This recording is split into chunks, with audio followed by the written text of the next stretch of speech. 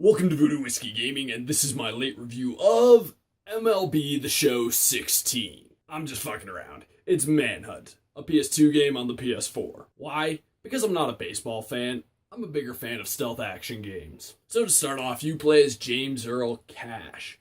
You are an inmate who was set to be executed, but his execution was faked by a shady organization. Why? So they could film him killing gangs of hunters throughout a pretty much abandoned city. How do they convince him to do it? Well, they promise him his freedom. Each of the gangs has their own thing. It's kind of a different theme for each gang. And, well, honestly, it always reminds me of The Warriors. If you haven't seen that movie, yeah, it was made in the 70s, and yeah, it's amazing. As for the sound, it's a bit dated, but this is a PS2 game, and, well, to put it simply, it still holds up pretty well. The quality could be better. It still holds up pretty well. It does a good job of making you feel alone and like you're being stalked by these hunters and that you need to sneak about to survive. Cash doesn't have a lot of lines throughout this game. He's fairly quiet, so it's kind of hard to judge his voiceover work.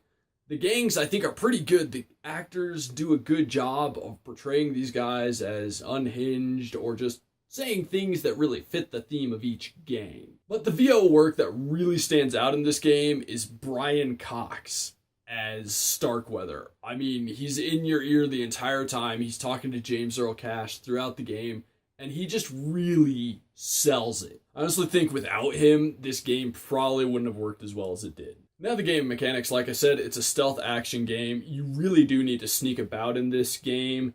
It's a little less action oriented.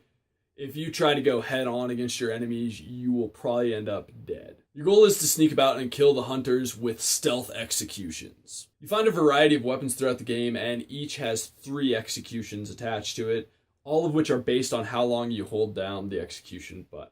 Honestly, the executions get old. This game suffers from a lack of variety in the executions as well as weapons.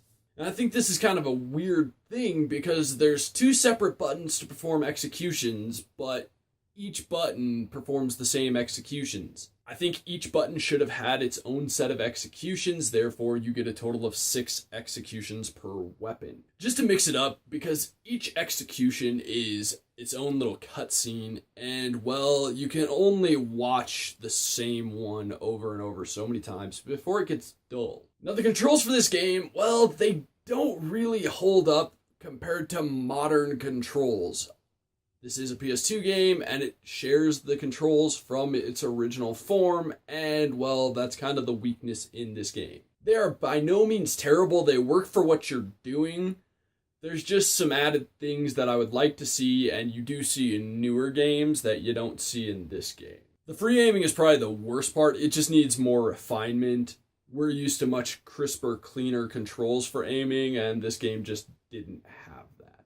Now, graphically, this is a PS2-era Rockstar game, so it now has a higher screen resolution, and it's widescreen, but it ain't really pretty. Rockstar's games back then weren't of the same graphical quality that they are now. They were honestly pretty ugly.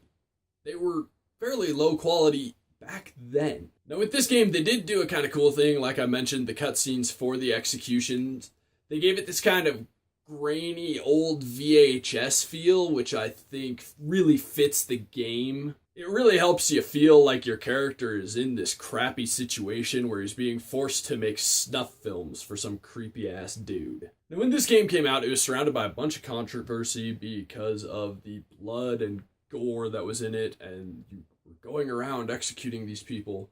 But honestly, by today's standards, it's kind of laughable. It's partly due to the graphics of the time, but I mean, if you look at Mortal Kombat X or the last God of War game, I mean, this isn't even violent by comparison, or gory, really. I mean, there are obviously some grotesqueries in the executions, but by today's standards, it's really not that bad. That having been said, I really did enjoy going back and playing this game nearly 12 and a half years later.